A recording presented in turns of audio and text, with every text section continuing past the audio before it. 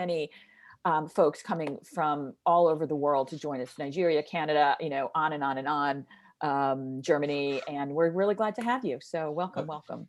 I guess so many nationalities is a reflection of the memories that you, Brittany, and Michel have of a typical Wharton, let alone the Wharton Lauder classroom. And so for the next 60 minutes, of course, bringing that insider expertise together. This is one in a weekly series of masterclasses that take a deeper dive into the schools, the cultures, and of course the application processes of each of them. So as this first slide shares, and as I think each of you have talked a little bit about your own personal experience at Huntsman and working at Wharton, I think we're going to have a great panel for the next 60 minutes. I've always said for all of these classes how fortunate I am to be able to work with the likes of Brittany, Judith and Michel, and of course colleagues from many other schools. I'm the one member of our Fortuna family that didn't work in admissions. They're very patient with me as I ask them all of these questions about, we used to see this, what about this part of a profile? How would you think about this in those admissions committee discussions? And whether it's Wharton or any of the other top schools, we encourage all of you to reach out to benefit from that tremendous industry experience. Do sign up for one of the free consultations on the Fortuna website and talk about your story, your 70 countries and nationalities, and where business school fits into your next steps. So I suppose we'll move straight on, given your shared experience and what we'll be looking for. I mentioned that this is one of a weekly series. I promise to be on time for the next one. I think it might be Stanford, and already the session that we had last week with Carla, with Malvina and Taniel sharing their HBS background and experience, it was a fantastic 60, 75 minutes. I learned something on these sessions every time. So of course I'm putting the bar very high for today's panelists. So Stanford next week and then ongoing, and you'll be able to find the full recordings of each of them on the Fortuna Admissions YouTube channel. So what have we got? Well, we really wanted to start, I guess, with the school, because you might have this sense of a culture. Wharton is about finance, right? Surely that's what 90% of the people say if ever you ask them, but it's so much more. And I'm going to start with Michel, of why Wharton might be a school that you would include among your target lists. Michel. Yes, thank you, Matt. Exactly. I mean, there's probably a lot to cover to talk about Wharton, and definitely people want to start with the finance school, and I'm going to get there. But first, I wanted to start with just what is the value of a Wharton MBA? And I would say you're going to get a really well-rounded education, a mix of analytics and soft skills. And I would also say that it's one of the greatest values of the Wharton MBA as well is the network of 99,000 alumni worldwide. But first, I wanted to start and get into the education and the curriculum itself. So Wharton offers both the rigor and the flexibility in its curriculum. So the flexibility of the core curriculum provides the business fundamentals and the leadership, communication, and analytical skills that you are looking for, right? So really in the depth of the 19 majors and over 200 electives that it offers, it gives you the opportunity to really customize your learning during the 2 years that you're there. And I also want to point out that, about 40% of students complete their degree with 2 majors. So this really should help support you in meeting your goals, what is offered at Wharton. So yes, it is an outstanding finance school, but I really want to talk about big data, right? Big data has really energized Wharton's approach to business analytics education. There are now 65 analytics-based courses that are offered and 18 annual conferences and public events. And then I would kind of shift over to entrepreneur. Are you an aspiring entrepreneur? And if so, at Wharton, you are going to have so many amazing entrepreneurial programs that are available and to choose from the new Tangen Hall that has just opened to the Venture Lab. There's so many opportunities to really, in a risk-free environment, start that process along with your classmates. Next, I'd like to point out the interdisciplinary opportunities, that are offered, at Wharton, at the University of Pennsylvania to really complement your business education. There are dual and joint degree programs The most notable is the Lauder MBA, MA in International Studies, that is outstanding, as well as a JD MBA. And I definitely want to point out the Healthcare Management program. It's about 70 students in a cohort every year. And that's something that you do in the application process will apply to that major specifically. Wharton, you know, the other thing about the interdisciplinary opportunities is that you can take up to 4 classes from Penn's 11 other schools across the university. And I would see many people take part in this opportunity, the School of Education, the School of Engineering, again, to really broaden your education beyond just the business focus. Next, let's talk about, developing your global mindset. So the international study opportunities at Wharton to really gain a global perspective and the skills is really amazing through the global modular courses, the global immersion program, as well as your classmates. As I think Judith and Matt both pointed out, about a third of the students are from outside the US.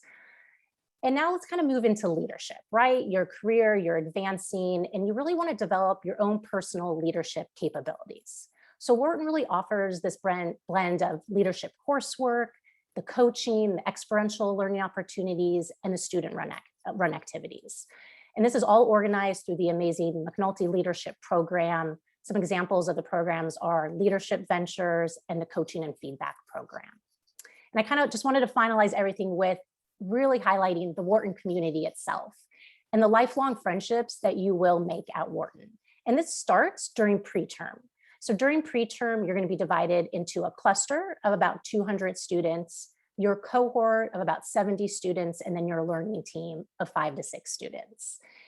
And Wharton is a student-run community. It offers over 125 clubs spanning professional, cultural, and social, as well as 23 conferences. So there's absolutely something for everyone.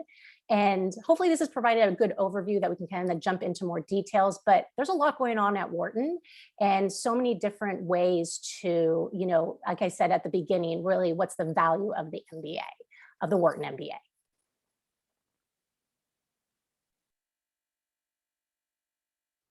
Matt, you're muted, Matt. Sorry. Making sure that James Ellis didn't feature on the webinar too. If we go back sort of 12, 13 years ago, financial crisis, Lehman Brothers, in some ways it was a salient reminder. Wharton, among others, was placing 48% of the class into financial services. And yet, as you pointed out, Michel, there's so much. The school has more electives than any other business school on the planet. As you look at healthcare or entrepreneurship, Warby Parker style, or this fantastic incubator that they have, real estate, I mean, the list just goes on and on and on. My question to you, of course, with the years that you spent at a senior level in the admissions office, what did you love about Wharton?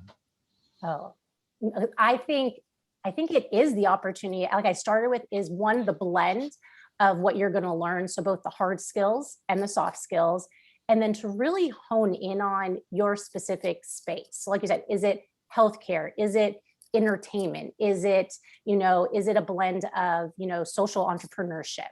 And it is just amazing to see the growth of the school itself, like I said, in trying to break out of the finance bucket. And I would say a lot of it around entrepreneurship, the new Tangen Hall, which is really for the University of Pennsylvania.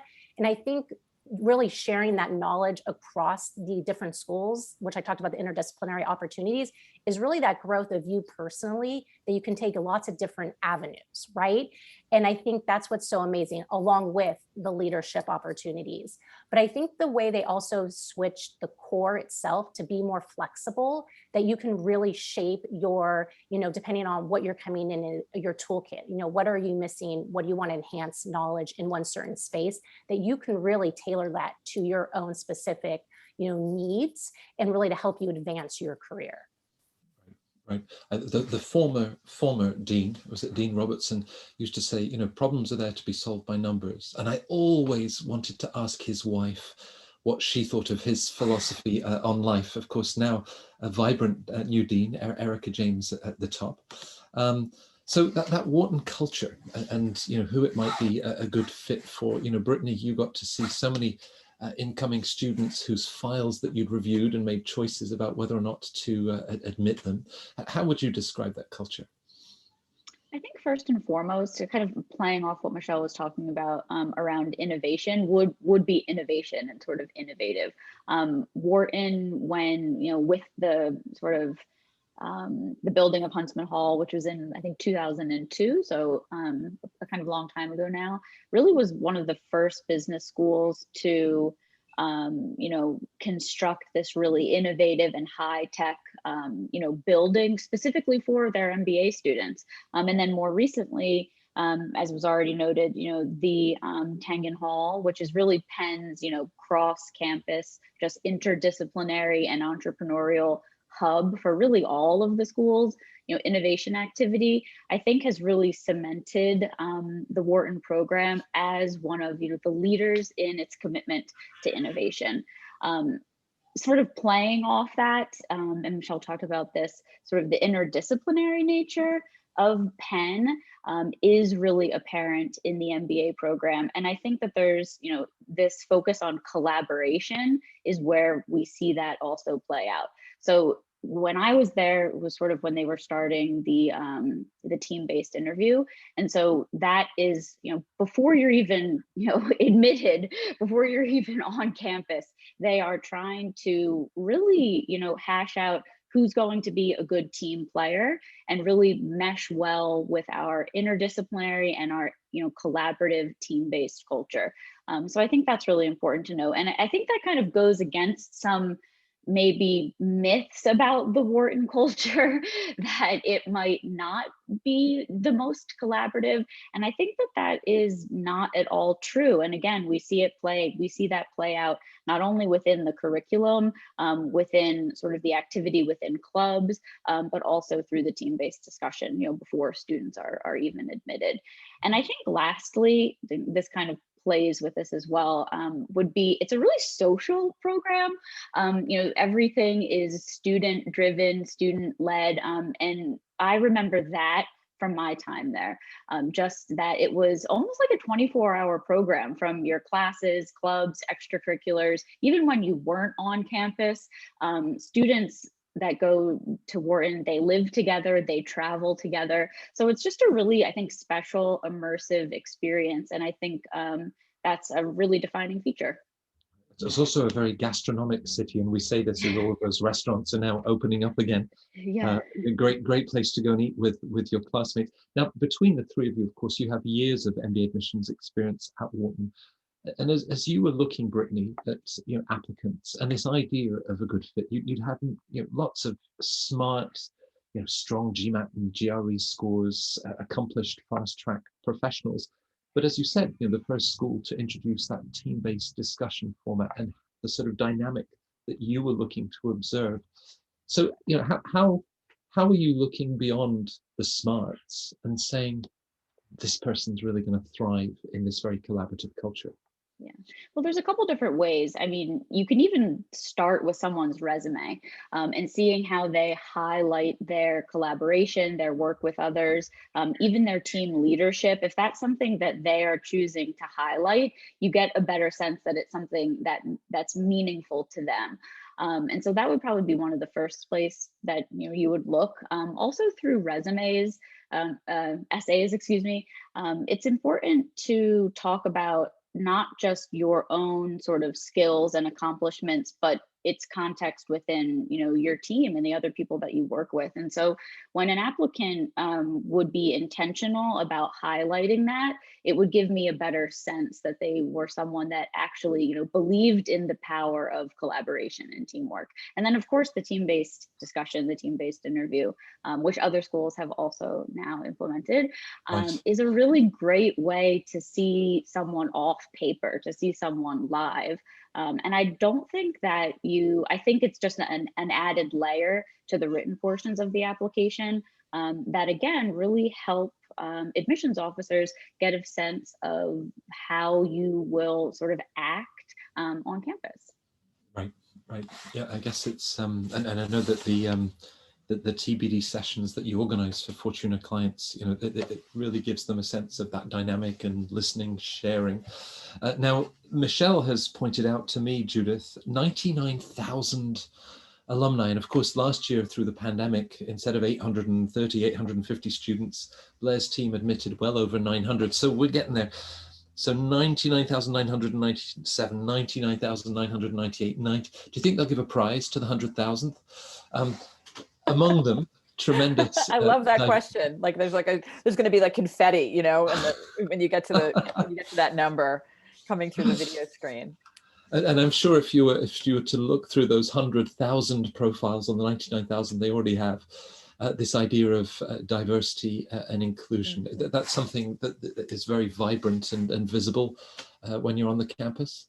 There's no doubt. And, you guys that are joining us today and the team here, Wharton and the campus of the University of Pennsylvania is just humming with this sense of diversity and inclusion. As many of you know, Wharton has about 70 countries represented in this year's class. Sometimes it's gone up as much as 80. About 41% female, and that's something that definitely changed a lot when we were all on campus, was a real push to increase those numbers. And I think that Wharton at one point, and a lot of schools have now caught up, but at one point had the highest number of women enrolled in the program. About 19% of the program is international, which is incredible when you think about what that brings to a campus and to a classroom. And the growth in LGBTQ+ has also been really, really evident at about 6%. And that is just self-identifying. So you can see, and that's diversity just at its face, right? That's not sort of diversity of experience or diversity of mindset or diversity of sense of self and all these other ways that diversity inclusion manifest. As Matt mentioned, Erica James, this is really her hallmark. I think each dean that comes to the university comes with a mission and something that they deeply care about. Her predecessor was really pushing that entrepreneurship and the funding for Tangent Hall and getting that built. And there's no doubt that diversity inclusion is really a hallmark. Something that, as I was preparing for today, I'm fascinated by is that Wharton actually does have faculty, and this is what they're doing for diversity and inclusion. So in talking about these issues in the classroom, it is no longer a buzzword, nor is it a negative. I think sometimes when people get into a classroom and they're a little uncomfortable, like, what does diversity mean? Or how does that work in the workplace? And so there are faculty members that, in particular, one of them, Dr. Stephanie Cleary, who studies how diversity inclusion works in the workplace. So she's encouraging students to think about this. And some of the notes that I have on her is just, looking at ways that students can really see how this works. For example, with Deloitte, that no longer has someone who only works on inclusion at Deloitte. It's a rotational position. So you're getting individuals that are coming to this mindset from all of their different organizational backgrounds, rather than just focused on recruiting or human capital, right? So it's being looked at through all these different lenses, and Deloitte is just one example. Certainly, there's so much that goes on campus that's celebrating people's individuality, and then also looking at, through the One Wharton Week and through other sort of start of the year programming, and then throughout the year, how these individuals come together to build this community. So it's clear that Dean James, both in who she's bringing on to teach, again, Stephanie Cleary is one of the first professors that I know of that's really focused specifically on these issues, and then also how the class is being built, so that Wharton is really scratching way beneath the surface to understand how to build this beautiful microcosm, if you will, in West Philadelphia, of individuals, if you think about it, then go out into all of their communities and all of their organizations and bring what they've learned with them. And so this is definitely a mindset. I guess what I would say is, it doesn't mean that you necessarily have experienced it yourself. Maybe you're coming from a background where you've never really sat next to somebody that didn't look like you or think like you or come from, a different perspective. But the openness, the willingness to engage in those conversations, which admittedly is hard work, that is 100% what Wharton is looking for. And it's very clear to me, both, and again, if we don't have a lot of time today, but you can look in all the different ways that Wharton does outreach into the community, to try to bring in individuals that are willing to have these conversations and then really propagate. If you think about it like little plants, they're then going out and spreading these ideas throughout their communities and organizations. And I'm sure we've got many hundreds of viewers, and someone will correct me if I believe that Wharton was the first M7 school to reach over 40% gender balance 8-9 years ago, but they've maintained that. They've been over 40% every year, and perhaps it's in that consistency, sometimes 45, 46%, I'm sure, with the goal of reaching parity. Just from an admissions perspective, Judith, you've often talked to me about, the privilege of crafting the diversity of the Wharton MBA class. I think that was the sort of the phrase that you used. How mindful then were you as you were looking at, the white guy on Wall Street or, software engineers, to ensure that even within 850 individuals and the different sections, that you really had that sort of balance and spread? So I think that, there's certainly general buckets of industry and background. And I think that the larger buckets and background, people are admittedly like, oh, I'm one of like 300 people that are applying with my technical background, or, one of 400 people that have been a consultant, and this is my experience. But then your job as an applicant is to then come alive on paper, because nobody's just what they do for a living, and nobody's just where they went to college, and nobody's just where they grew up, right? So there's all these different perspectives that are going to come across within the context of the application. And from my perspective, I think that the applicants that Brittany and Michel and myself work with, and the rest of our talented team, are those that are really able to share what else is going on. What are you thinking about? What is motivating you? How are you going to contribute to the team? It's not that you were a consultant out of Oklahoma. It's not that you were a banker. It's not that you grew up in Singapore. It's the ways in which you view the world. And I feel like, as Matt said, it's a privilege, because half the joy of what we do is really getting down to that core level of what is propelling you, and really what is it that's going to allow you to flourish in this community. Matt mentioned earlier, tremendous, and Michel did, tremendous alumni network. So why are people going to reach out to you as an alum? What is it that you're going to be able to impart to them? That's always something that was on our mind. And when I was reading applications, always knew that there was more than just what I was looking at in the resume, which can sometimes get a little dry, admittedly, right? But then you go to the bottom, you're like, oh my gosh, you were a hip hop dancer in college? I had no idea, because you're not going across as that. And all of a sudden there's this like great nugget of something that tells me a little bit more about yourself. Or, you come from a family of 6. How did that impact your childhood and what you guys talked about at dinner? Or your family owns a farm, all these different ways that kind of, personal development comes through. So I guess before we move on, I could talk about this forever. It's really that you are not what you do. You are not where you were born. You are not, kind of how you were raised, but a combination of all of these traits and all of these factors, which 100% are what make your application sing to the admissions officers. Right. So with these multiple factors, I guess we've tried to break them down, Michel. And as you look at the GPA at Wharton, and of course an eye-watering GMAT average, those data points speak to the academic rigor. But beyond numbers, anyone could be dissuaded and say, "Oh, I don't have that score. Wharton, might not be looking at me." So how would you assess the academics and what it would mean in terms of them thriving and flourishing in the Wharton MBA classroom? Yeah, so I'm going to do one bucket. Judith just talked about it is absolutely a holistic approach by the admissions committee, and looking at all the different parts of who you are, what's made you who you are, what are you passionate about. So I'm going to kind of focus in on the academics, right? And what is Wharton looking for? I'll start with the numbers, because people are really focused on the numbers. Like Matt said, the average undergrad GPA is a 3.6, the GMAT average, and this is the class of 2022, it was 722, and then GRE quant verbal average is 161, right? So those are fantastic numbers. And what does that really look like? But really, how does the admissions committee approach looking at your academic aptitude, right? So that they want to bring people in that are going to thrive and going to be able to handle the rigor of the program. It is an analytical program, and they don't want to set anyone up for failure. So I would say the two components first would be the your undergrad record, as well as the test score. So let me start with your undergrad record. They will look at what was your undergraduate institution, what was your major, what classes did you take, how well did you do, did you have an upward trajectory with your GPA?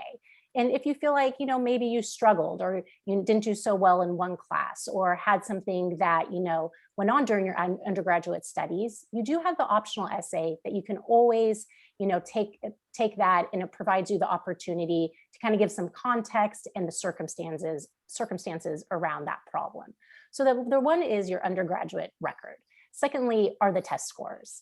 And, specifically, it's great to have a really strong overall GMAT score, but the admissions committee is really going to hone in, I will tell you, on the quant portion of both the GMAT and the GRE. And again, the reason is to really make sure that you can come in and thrive and handle the rigor of the program. So, when we're looking at that, it's, that component in and of itself, take the time, give yourself enough time to study for those tests, whichever one that you choose to take, and that you really give yourself enough time to plan to take the test more than once. And I prefer, if my clients and anyone, that you're planning ahead, that you really get that test taking out of the way, so then you can focus your time on the application. You want your test scores themselves to really be able to accurately reflect your academic abilities. And the two components together is, they're be able to assess your abilities to handle the rigor. I kind of finally want to go back to the, what are they looking for in the academics, and it's not, and like I think Judith was pointing out, it's not one particular college that you graduated from or one major. You don't have to have a degree or even a background in business, to study at Wharton. Wharton values diverse perspectives. They really value a wide range of background and knowledge areas, because that's what makes up their collaborative community and classes, right? Your unique insights that you can bring, given your background, enriches the conversation inside the classroom and the learning environment itself. So the academic piece is one portion, and there's different ways that we can go into more depth, but I didn't do so well in my undergrad. Obviously, you can't do anything about that now. So maybe you want to focus more on your studies for the test, and that will be one piece, but it's really to make sure and ensure that you will be able to handle the rigor of the program. Now, there you are in the admissions office, Michel, with Brittany, with Judith, with other colleagues. And, I've heard in the past, one of our viewers has just sent in that question. It used to be, Wharton wants a minimum 48 quant on the GMAT, and we're not looking at anyone else. As you said, you spent time on the transcripts, and whether you took a pottery class or microfinance and GMAT scores. So just perhaps take us beyond some of the myths. Would you ever say, we're not even going to look at this person given that GPA or that GMAT quant score? That's a great question. That absolutely never happens. There is not one data point, and actually I meant to point this out, there is not one data point that will define you and therefore take you out of the mix. Like I mentioned, it's a holistic approach. They are looking, you took the time to put in, each of the parts of the application, the resume, the data forms, the essays, asking letters of recommendation. They're going to go through the entire application, multiple people. So with the academic component, one thing is not going to take you out of the mix. Oh, you didn't score 48, never mind. No, they're going to look at your transcript. Did you take any quantitative courses undergrad? That your institution itself, did you push yourself academically? What did that look like? The major you did, how well did you do? I will say, if you are, and there's one other component of the quantitative, assessing your quantitative abilities, and that's the work experience. If you are, crunching numbers and making models, et cetera, in your day-to-day role at work, you could highlight that. And because maybe you're not a great test taker, everyone's not a great test taker, so your quant is a little bit lower. You could have your recommenders speak to that in the letters of recommendation. You could highlight that in data points on your resume, et cetera, again, to show that you have worked with numbers. So there, again, the one number that if you don't hit it, there is no number, that doesn't exist. But they are looking at, what you did as an undergrad, they're balancing it with, well, how did you do on the test, if it's the GMAT, GRE. I will say the only last component is if you do feel that your quantitative abilities maybe just aren't as strong as you would like, the additional thing some people do is additional coursework, since they've graduated. So taking a statistics class, taking a business, quantitative class through, UCLA extension courses, or, there's many, NYU offers, those. And again, that's another way to show that you're preparing yourself to handle the curriculum, that you are intellectually curious, and more so to really give them the understanding that, yes, I am, setting yourself up for success, and you can handle what you're going to be stepping into. Right. You'd given the example in a transcript that perhaps between, sort of that freshman year and everything's, you've just left home and perhaps GPA was a little bit sideways, and how you might then contrast that with, the final years of your undergraduate study. By extension, one of the viewers says, well, if I didn't do quite as well academically compared to that 3.6 GPA average, but I then went on to get a master's degree and did very well during grad school, again, a strong way to compensate an underweight undergrad. Absolutely. That's a great point. There are many people that go and get a master's degree, right? And they will look at that, like you just pointed out, and what was the program? What did you focus on? And then how well did you do? So I think they weigh all of those components. So, right, we understand, especially let's say freshman year, that's why I talked about the upward trajectory. And hopefully if you struggled a little bit, it's an adjustment, absolutely. But with a master's program, absolutely. And I would speak to the program. And if you need to focus on, how well you did there, because they're taking everything into consideration. And more so, again, I think it shows intellectual curiosity, how are you building your skill set, that you're pursuing more academic studies. So I think the master's is a great way, again, to build upon just your academic performance and record itself. Brittany, as we move to the professional side, building on the sort of platform of academic rigor, one viewer has followed many of these masterclasses and webinars that we've run, and I thank him or her for joining us on each of them.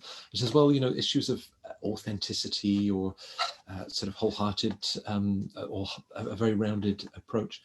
If you saw someone who perhaps in their professional background was an absolute shark, they were just in it for me, and how I would gain from this situation, that's life. And would you, as an admissions member, say, what, we do need to shake things up and not just have lots of wholesome people, but individuals that are really going to come at it with their perspective.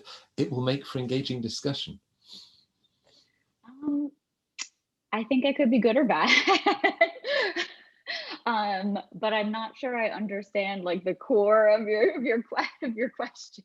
So when we talk about collaborative and sort of as we look at all of these different parts, but what if somebody was really perhaps not obnoxious? I don't know if but absolutely laser focused on achieving results for themselves. So they weren't in for collaboration; they were in it for them, but very successful at what they did. Surely there's room for those voices too.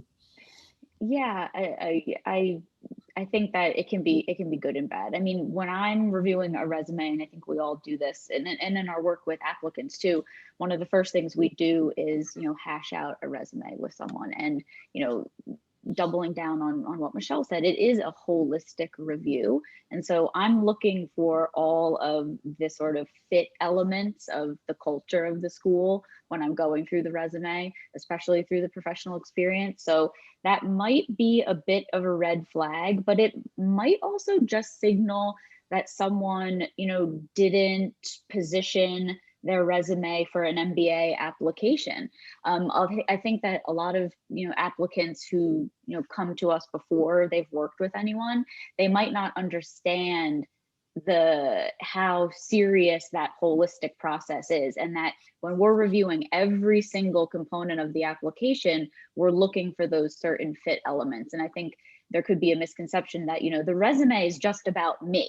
It's about my work, professionally, my work only, and my accomplishments. And so that's not exactly the case. But I think that, we might gain some positives, from a resume that's drafted in that way, or maybe even put a marker on a file, to pay really close attention to that person in something like a team-based discussion. So good and bad, but sometimes it might just be that the person, hasn't thought about the ways in which their application or the resume specifically might be reviewed in this context. Right. Try to And give with them the the benefit of the diversity, doubt too. I mean, it's interesting, we look at clients who, work in polluting industries, or, have political roles that might not be to everybody's taste, but it's another voice, I suppose, speaks to Judith's sense of diversity and inclusion. The idea of having the right professional background. Sure, there are plenty of consultants and bankers and software engineers, but going beyond some of those traditional feeder employees, what do we really mean in terms of the right background, bringing certain skill sets and sort of experience that comes with it? Yeah, so I think this is a question that I actually get a lot, that if you don't come from a big company or well-known brand name, that's going to mean, you're automatically rejected. You're not going to sort of make it into committee for an even deeper review. And that's just not true. This also goes back to this idea of, and, we've all talked about this so far today, shaping a class. And so when an admissions office is shaping a well-rounded class, it's made up of lots of different individuals with different backgrounds, different types of diversity. And that also means different professional background, different educational background. So there's no silver bullet. I mean, you can only admit so many people from the same, 15 or 20, companies or schools. And so I think it's important that when an applicant, is thinking about, especially their resume, that they're always thinking about their fit for the institution and how every element of the resume needs to be, speaking to that, because it's not going to just be where you went to college or, where you're working currently. That's going to make you a good fit for the class. Yeah, and I suppose reflected in some of the questions that we've had, someone saying, well, given the focus on collaboration, is a trading background disadvantageous? And then someone else has followed up with the idea of examples of what would resonate with you in terms of teamwork experience that you would see on someone's resume. So I don't know if we're polarizing the two and saying, well, the trader is the lone wolf, and then here's the teamwork examples. Presumably it's also not just limited to professional experience, but can you talk through those two examples? Yeah, so the resume, and I don't know if we're going to talk more about the non-professional elements of the resume, but even people who are in roles who might not be doing as much teamwork or collaborative work as, say someone else in a different role, I think that it's your job to be intentional about however you are collaborating. And that might be at your company, even outside of your day-to-day role. It could be taking on an extracurricular role. It could also be, outside of your professional experience, looking at your community involvements. And so I think that even the person coming from a background who might not have that traditional fit, it's their responsibility to, highlight the other ways that they are, demonstrating those experiences and skills. Yeah, no, it's, well, I suppose the CV, the resume captures part of that professional experience. And I think, Judith, we're going to then look beyond that and other opportunities to show opportunities for collaboration. One reader has actually said, I might be able to demonstrate more leadership outside of work than I could in my extracurriculars. So this is an essential part of the application to really share with the admissions office.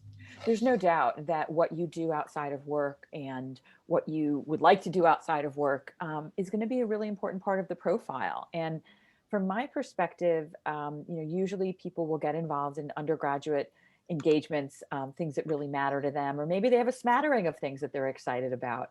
And then not surprisingly, you start your job and it's pretty intense and you're getting used to a new city or you're getting used to new hours. We work with a lot of people that have 80, 90-hour weeks. and don't have the time necessarily to engage in extracurriculars, or they feel like, wow, I can't really volunteer at a local food bank, so that's going to be not look well for my background. I guess what I would stress is the schools don't really care what you do. They are looking for you to find things that you care about and that you want to do. So maybe that's playing pickup kickball in the park on Sundays. It doesn't mean that you're the president of the kickball club, but it means that twice a month you go out and play kickball, or that you have found a board that you care about and maybe you're participating in planning an event, or maybe you're doing some tutoring. Look, COVID was really hard because a lot of individuals couldn't do the kinds of things that they wanted to do outside of work. They were able to work a lot. You commute from your bedroom to your computer. Sometimes it was in the same place.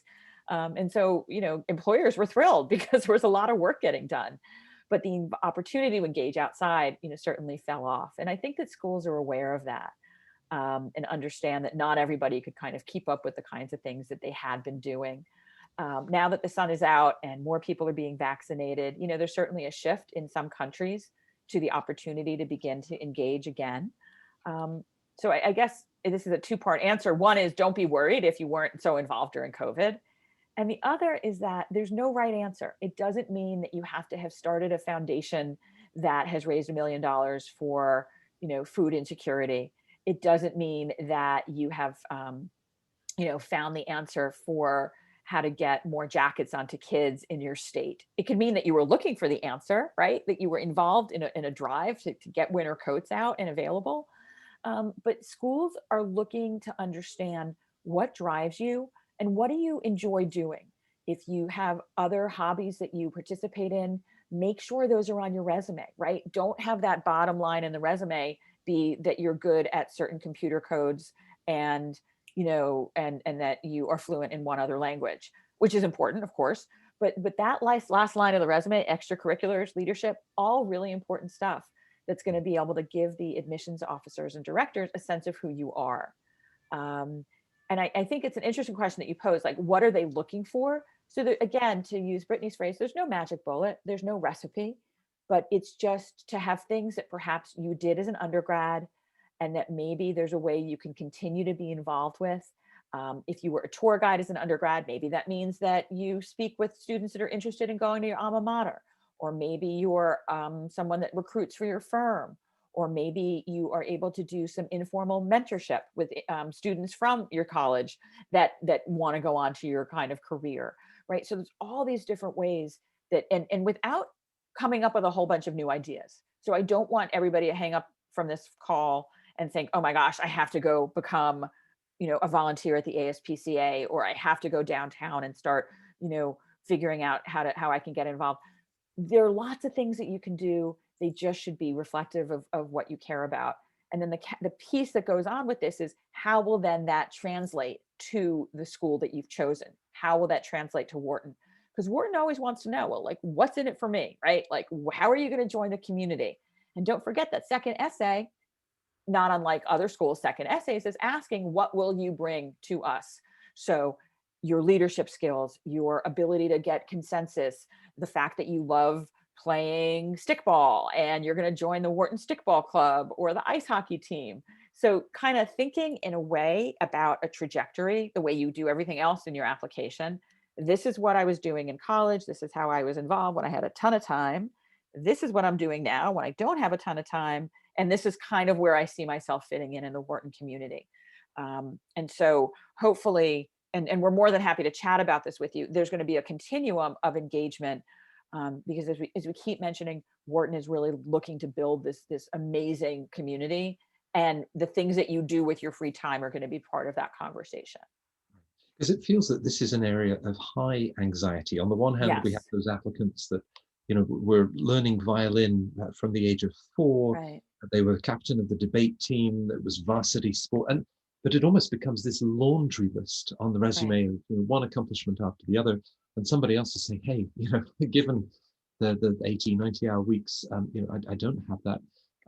But perhaps even in the months that, we're not talking about volunteering 2 days before you apply. The school's going to see through that. So finding that balance, I guess, and commitment. You'd said earlier, this is something that really matters to you. Right. which explains your commitment. I think that membership of the Stickball Club is going to skyrocket. I have no doubt. I have to be careful what I mention. But really, anything that personally brings you joy, it counts as an extracurricular. And a word to the wise, don't just put travel, yoga, photography on because everybody does those three things on their bottom of their resume. What kind of yoga do you enjoy? Where have you had your best meal? What kinds of photos do you like to take? What have you learned? So imagine that someone's sitting down with you to have a conversation, and they're going to look at that bottom line of your resume and pick one of those things to talk to you about. So that I know we're not talking about resumes right now, but you want to give a little bit of context. Right. The same way that extracurriculars give some context to who you are as an individual.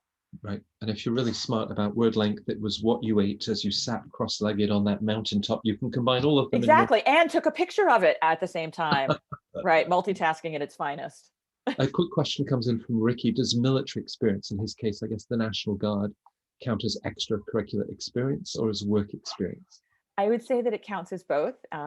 Certainly there are a lot of veterans that apply to Wharton. They have a very strong vets club. So I would certainly tell you to reach out to them to kind of, get connected with the school. Without a doubt, serving the country in any way that you might have done so is certainly going to be, to me, it kind of blurs the lines a little bit, but it's looked at as both, and it's certainly going to help enhance your application. I'm assuming as a member of the National Guard, Ricky, you were working full time and then taking breaks to serve. So to me, that would kind of, cover both.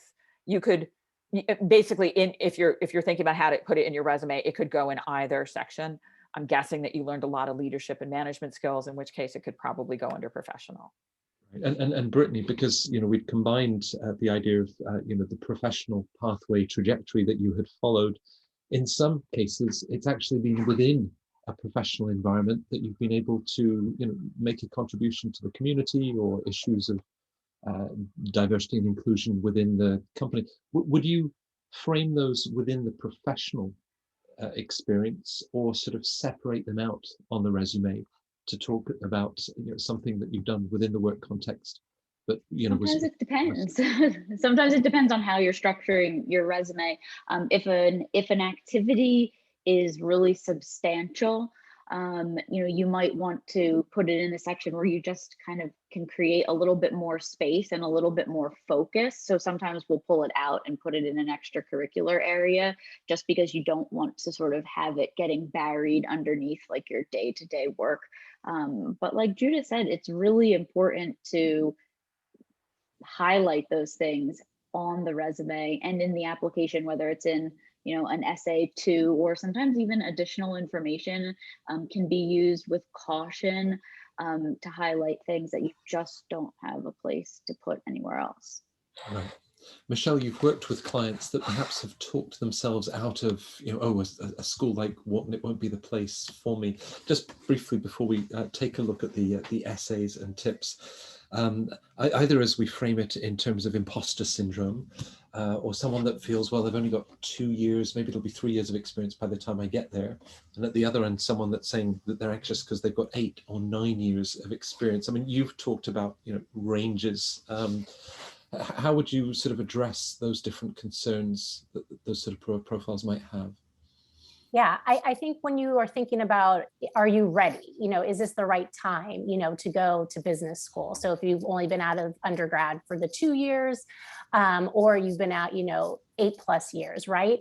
It's really, I kind of talk about, do you have that clarity of purpose? If you really understand where you want to get to, and where are you at now in your current role, the responsibilities, and do you really want to take it to the next step? And therefore, will an MBA, specifically a Wharton MBA, really support you in those goals? And I think if you also understand, these are the skills that I've built, but I also am aware that I haven't gotten an opportunity, maybe you're the 2 years out, to really have any management experience. Therefore, I kind of really want to immerse myself in the McNulty leadership program and really work on the coaching and feedback and really develop my leadership style, things that I can do during business school that will really help me get to that next level in my career. So I think it's definitely, don't talk yourself out of it. I mean, my biggest thing is do your homework and your research. speak to the alumni, current students, to really get a good sense of what is offered, what experience have they had. And I think that's really important as you're looking to make a decision, right? So, what is going to be offered? What am I looking for? So I think, are you ready to apply because maybe you're, just out of school for a couple of years, or you're quite well into your career? If you understand the benefit of the MBA, and specifically the Wharton MBA, then I believe you're ready, right? And you've done your homework and you're prepared, because through the essays, which I think we're going to talk about, that's, especially the first essay, what are you going to gain professionally from a Wharton MBA? You need to be specific. You really want to show them that you're entering with a sense of purpose, right? That you have a viable path that you're looking to, really propel yourself on, and it goes back to even to the extracurriculars. They want to get to know you professionally and personally, because what are you interested in, passionate about? What impact do you want to make? And really the important piece would be the why. And if you can answer those questions, I would say you're probably looking, and you've been thoughtful enough that business school is a good fit for you to gain the skills and knowledge and experience to really help take you to where to achieve the aspirations that you've set for yourself.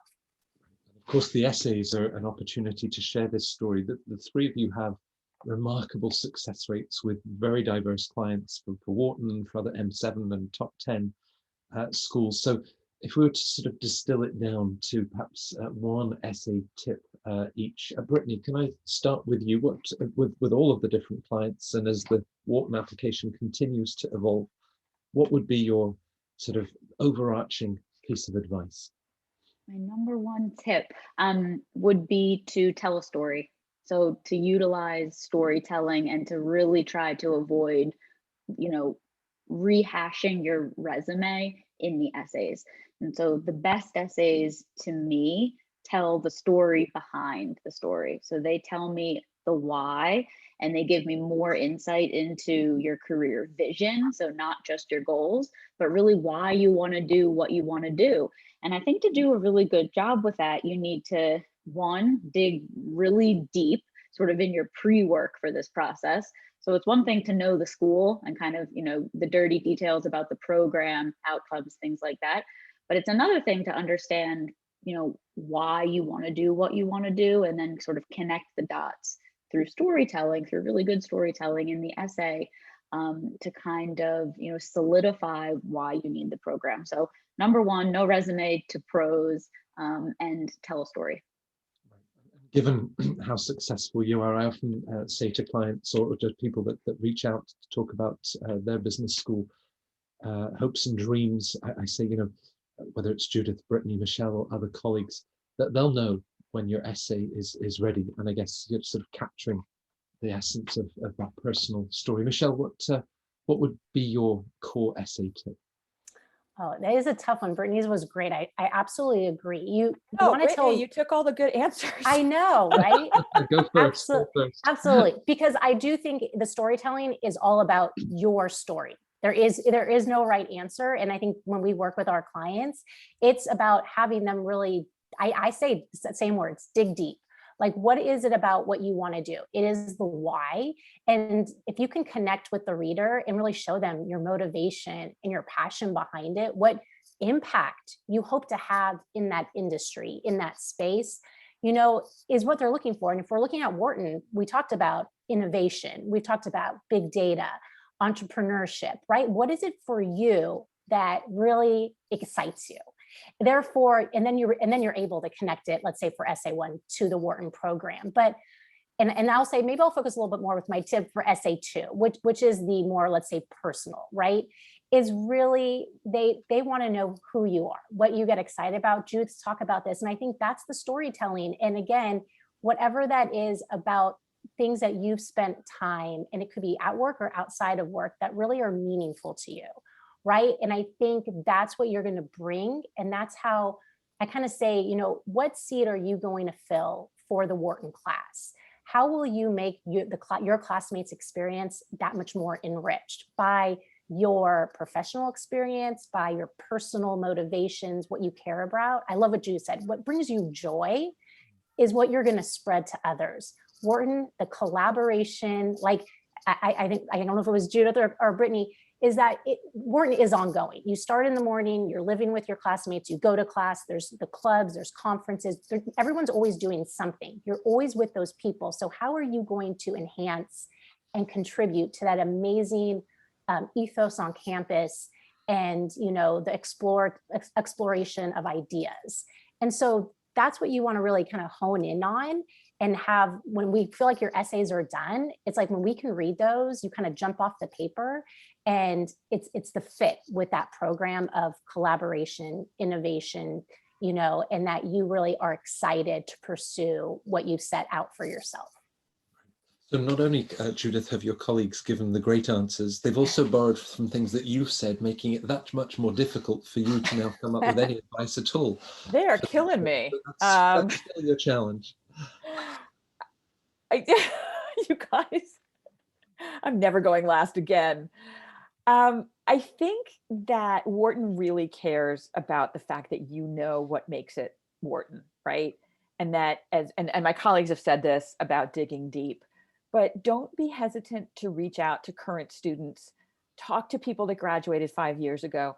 Talk to people that graduated 10 years ago, right? Because you're going to eventually like be one of those people. And so I sometimes frequently talk about learning about a school is like learning a foreign language.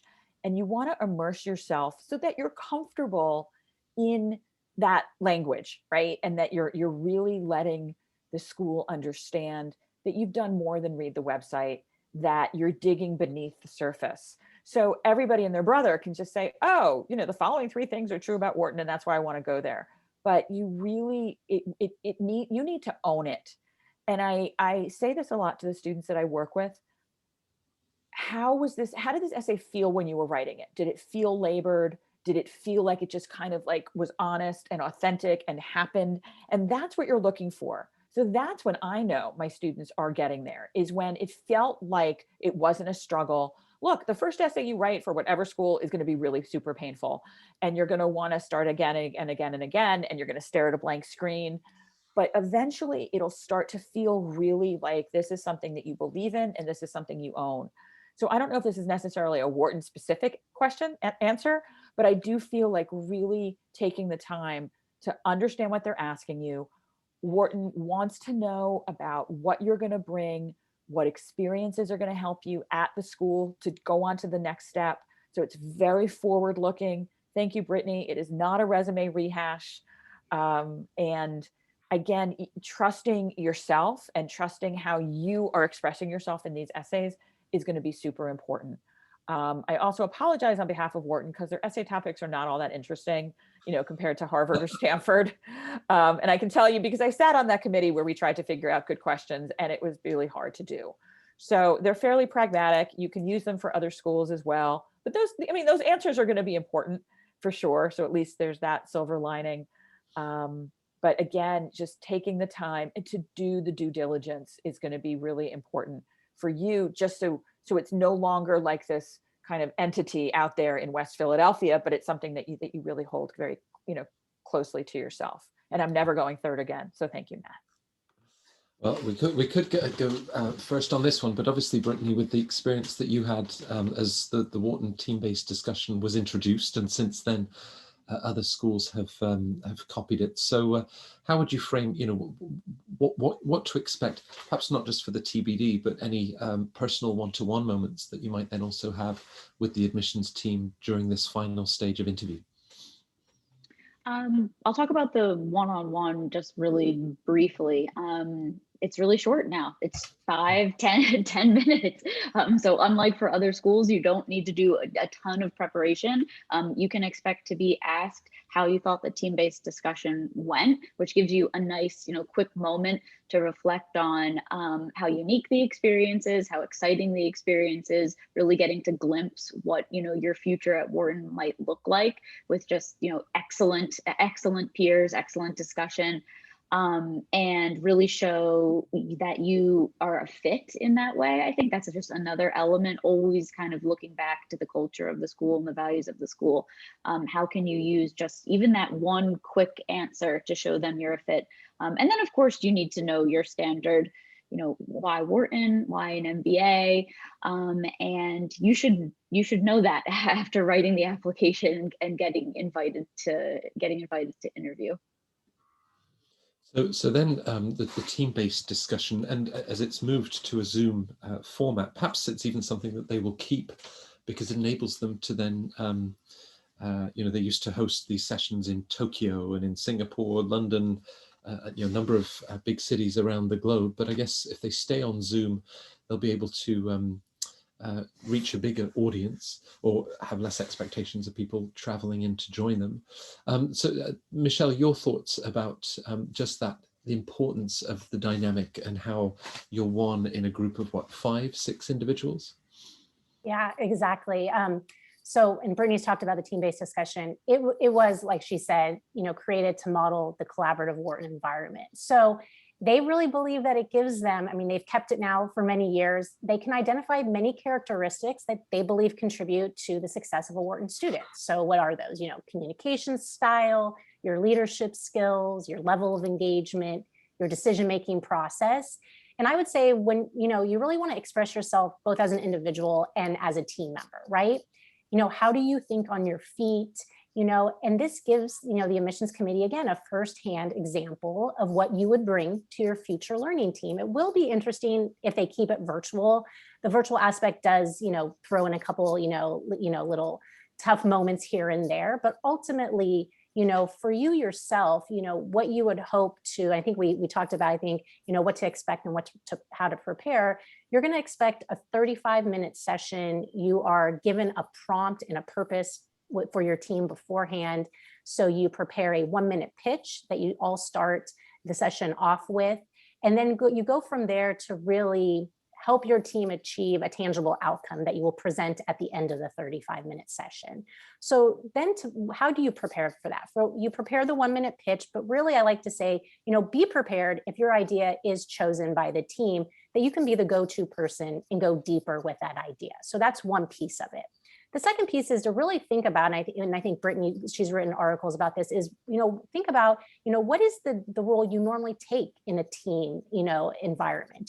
What is the role you like? Are you the facilitator? Are you the talker? Are you sometimes maybe more of an introvert? Like, kind of assess yourself there and how you can position your role within this 35 minutes and on this team.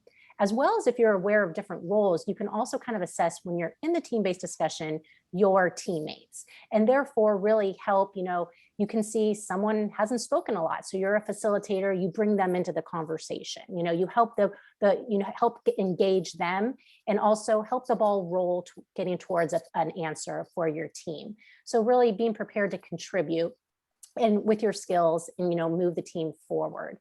I would really end this with a team-based discussion is enjoy this part of the process. It is such an achievement to get to the Wharton interview.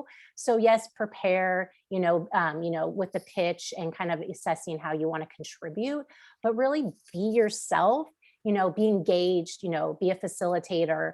And most importantly, I would say be yourself.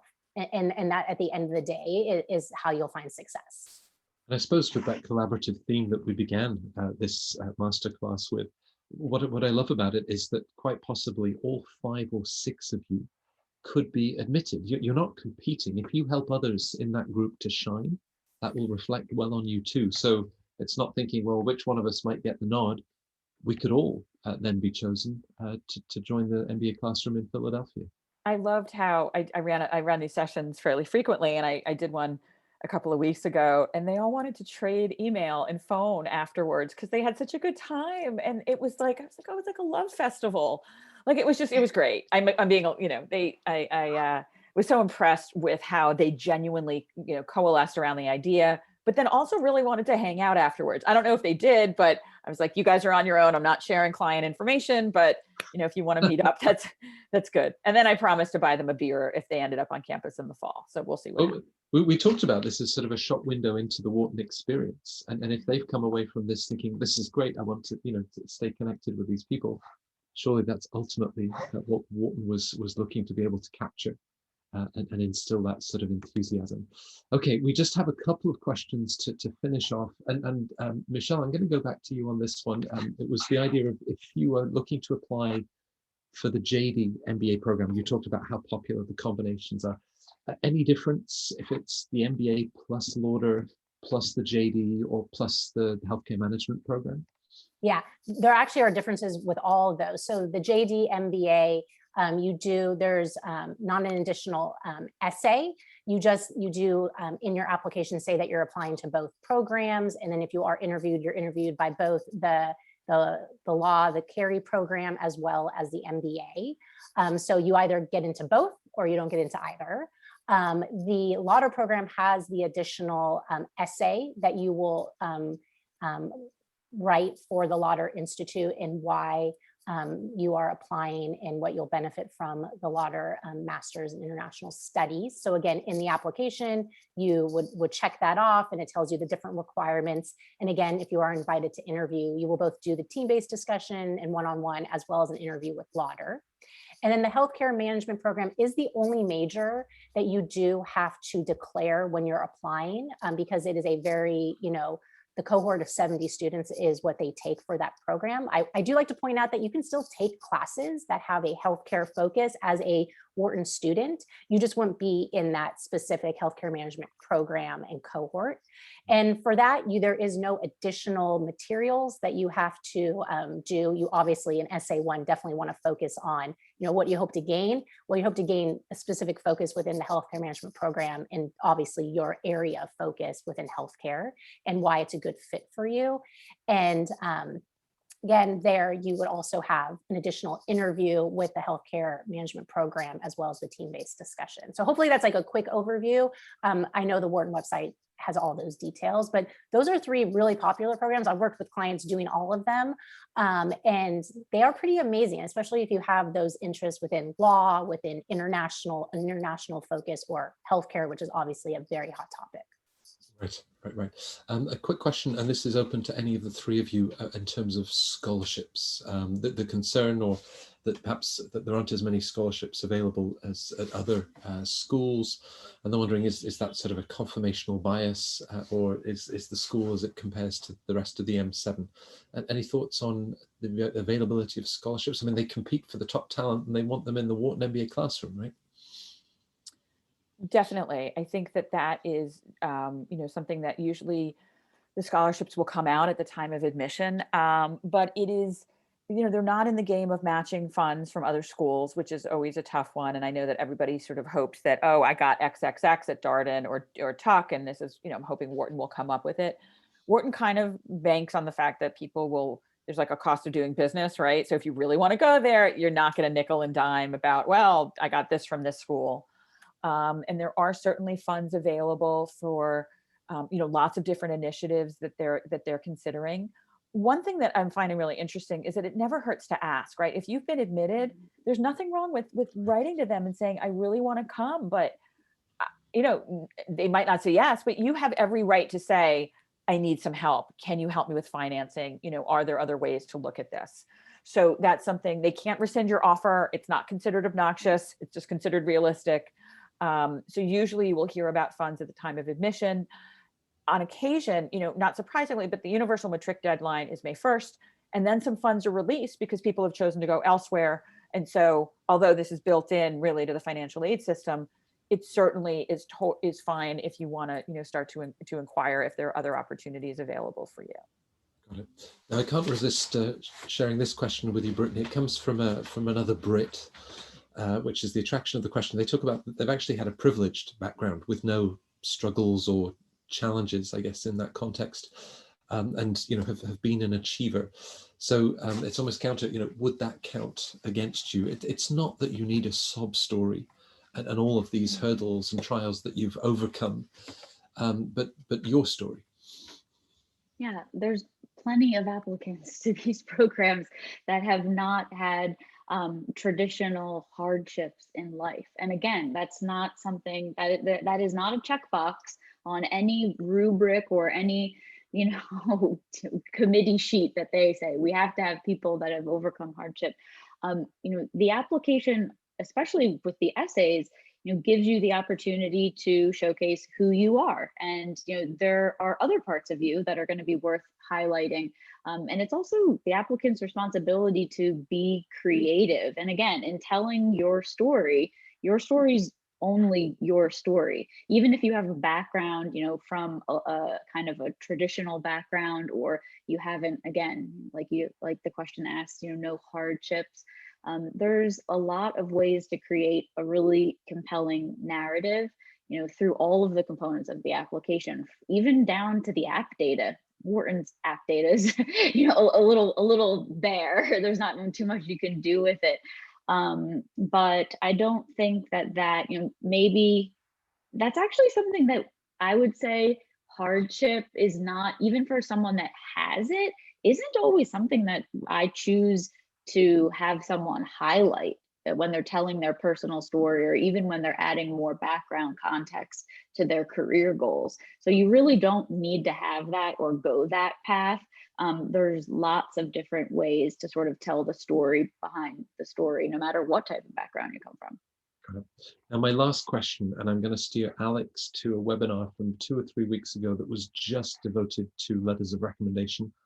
So that will cover you. It was a fantastic, far-reaching session. So the final question is round 1 versus round 2. And Judith, I'm going to turn to you for the final answer on this one.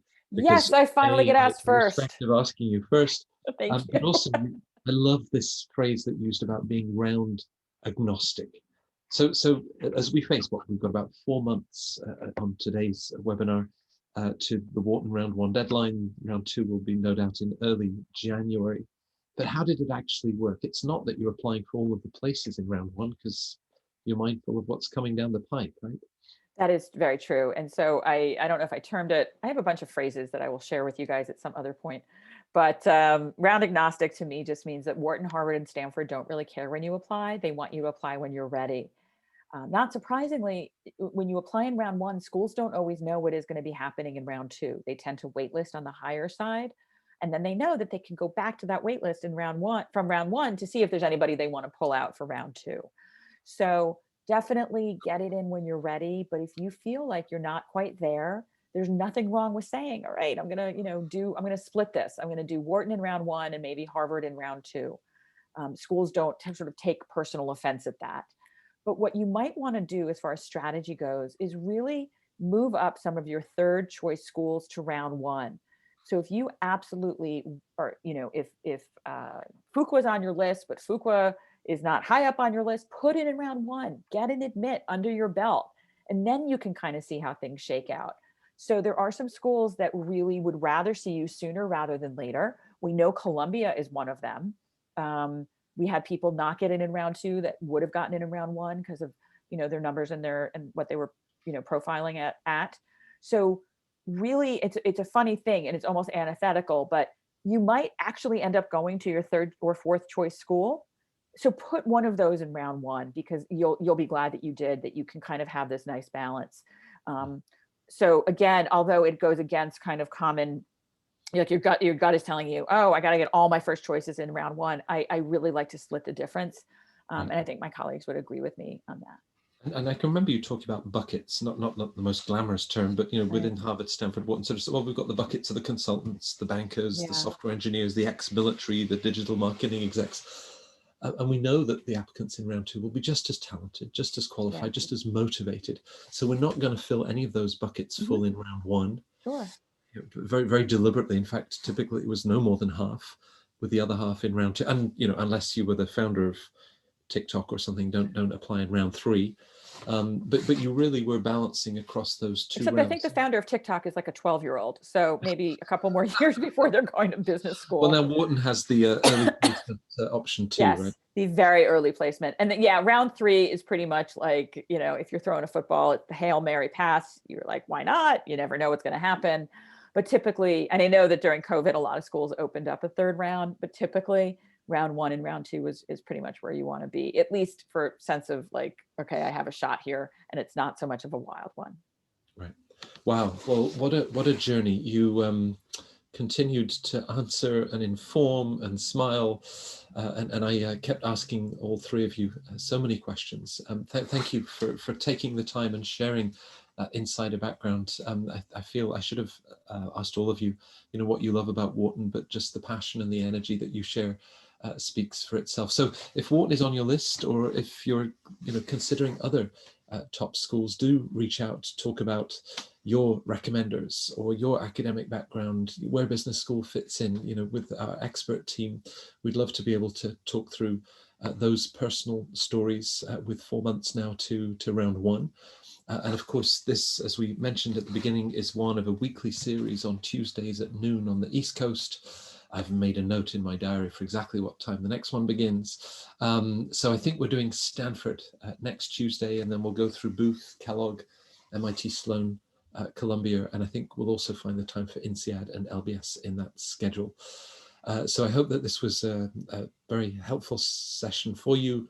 The others are recorded on the Fortuna YouTube channel. Michel, Brittany, Judith, it's always lovely to share these sessions with you. Thank you to all three of you for your time today. Thank you so much. I Thank had a great you. time. See you guys again soon.